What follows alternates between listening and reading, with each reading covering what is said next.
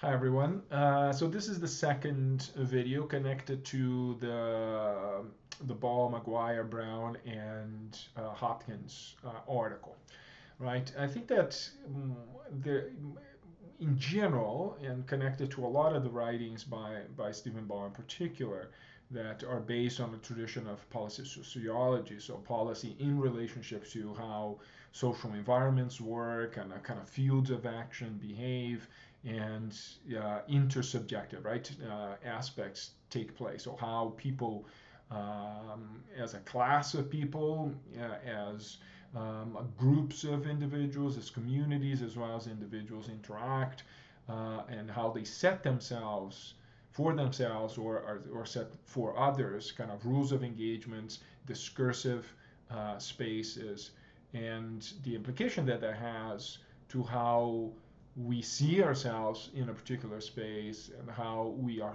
thought as being capable or not, how we are judged to be or to have the right to be active or passive and so forth, right? I think that's really important because at the center of this piece and a number of other writings by Stephen Ball is, somewhat of a Foucauldian preoccupation with how it is that we come to speak about certain things in certain ways, right? Including about policy, for instance, inside schools, but also inside other environments, right? Who speaks for a patient in a healthcare system, right? Whose voice really has constructed the general dynamics and relationships between a physician and a patient, right? In the same way, who and how the position of who a teacher is and ought to be within the school, not just as a deliverer of content, not just as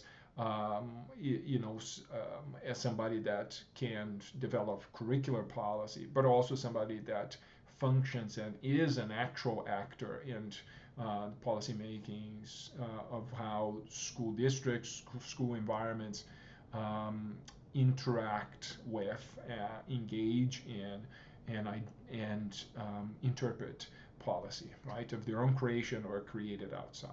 I think that's the central thing here for Ball, is to see and understand who we are, and as researchers and as educators, how we can look into an environment and start making assumptions about why it is that people speak in a particular way, why it is that they act in a particular way, what are the constraints for acting differently, right? And in what ways this is related to our other larger issues, right, including discursive issues. So a central question for them is this idea of agency, or how to account for agency in a constrained world. They talk about that, right, which is really important. But just as important, and I think that this is value for us, and I think that it's really important for us to look at environments as we think through this seminar and see where do we find it and how is that constructed. The idea that there are different ways of looking at policy, right? When we are treated as, or an individual is treated as a policy subject, a physician, a lawyer, an educator, a community member is treated as a policy subject. What are the expectations? What kind of language? What kind of relationships? What kind of history is present, right? And in what ways that subject has been constructed then as somebody that really is expected to have a sense of autonomy, to sense of participation, sense of voice.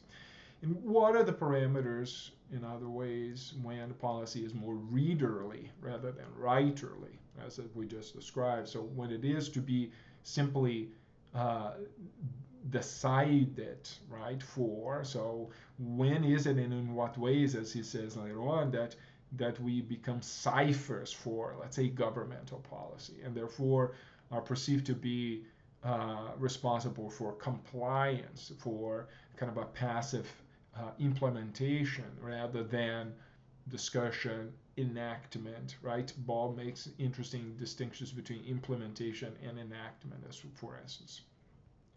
I think critical to consider as well is in what ways this impacts not just this kind of abstract way of seeing things and determining what spaces are really indeed equitable, they are collaborative, they are inviting, they are participatory, right?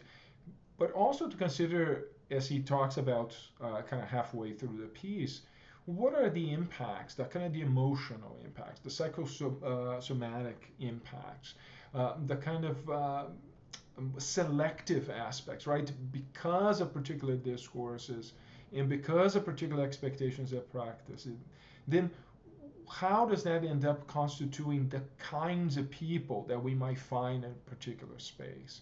And the effort that it might take to structurally reorganize that, right? As well as on a daily basis change the kind of dispositional relationships, the kind of sense of, for instance, speaking back to teachers, what it is that I'm apt to deal with. What are the kinds of things that I am entitled to contest, as well as how is it that I see that work in relationship to my own sense of well-being, sense of identity, right? And I think that those are the kinds of things that are really interesting and important for us to consider, particularly as you take that back into your own cases, right? That you see this kind of complexity that goes not just about to say, well, this was policy was implemented and then this happened, right? But to start looking beyond those kinds of more kind of technocratic or functional ways of looking at policy and looking at these really kind of discursive, which is not just about the narratives and the rhetoric and what that implies, but it's also about the ways in people live, right?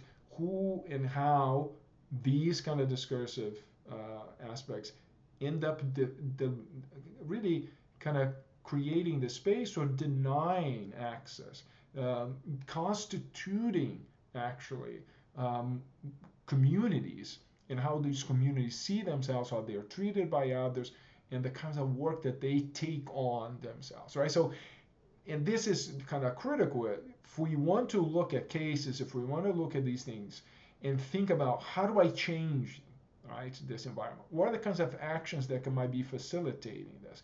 What kind of questions? How do I engage with individuals? How do we, over time, allow these kind of processes of governance change the way individuals speak, see themselves, and then act, right? So when we think about considering policy sociologically as an agent of change, then what kinds of questions you may ask? What kinds of issues will you look at, and what kinds of connections will you make between traditional issues of policy and the actual enactment and organization of those issues as dealt with by the members of that constituency? So hopefully this gives us a sense to think about this and some questions that we can discuss, and some ways of thinking about from Ball and peers here into the kind of work that you are trying to do through your cases. Okay, hope this is helpful. Bye.